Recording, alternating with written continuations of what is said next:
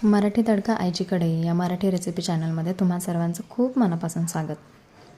आज आपण काही रेसिपी बघणार नाही आहोत, पण मी तुम्हा सर्वांचे खूप जास्त आभार मानेन, कारण माझी यूट्यूबची फॅमिली खूप छान तयार होत आहे.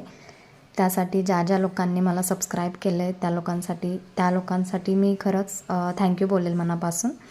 आणि ज्यांनी अजूनपर्यंत सबस्क्राईब नाही केलं असेल तर प्लीज माझ्या चॅनलला सबस्क्राईब करा, कारण मी अशा छान छान छोट्या रेसिपीज मी तुम्हापर्यंत घेऊन येत आहे.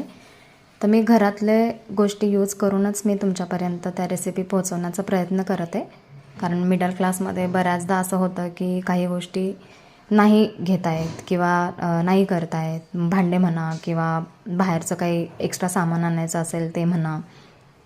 तर त्यापेक्षा मी हे ट्राय करत आहे की त्या लोकांनासुद्धा घरी बसल्या आपल्याला एकदम चांगलं जेवण बनवता येईल.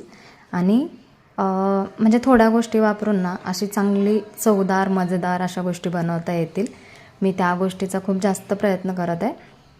तर तुम्हाला माझ्या रेसिपी कशा वाटत आहेत तुम्ही प्लीज मला नक्कीच कमेंट करून सांगा.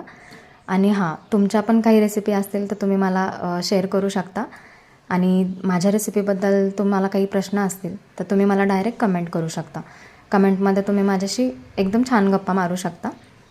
ॲज अ फॅमिली नाही का, म्हणजे यूट्यूब माझी एक नवीन फॅमिली तयार होते. तर मी खरंच तुम्हा सर्वांचे खूप मनापासून आभार मानते.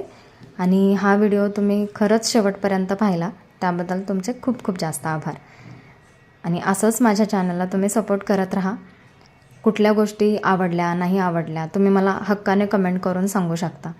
तुम्हाला माझ्या रेसिपीज पण कशा वाटतात तुम्ही ते पण मला नक्कीच कमेंट करून कळवा. म्हणजे मला कळत राहील, मला आयडिया येत राहील की माझ्या फॅमिलीला काय आवडतं काय नाही आवडत आहे, या गोष्टी मला समजत राहतील.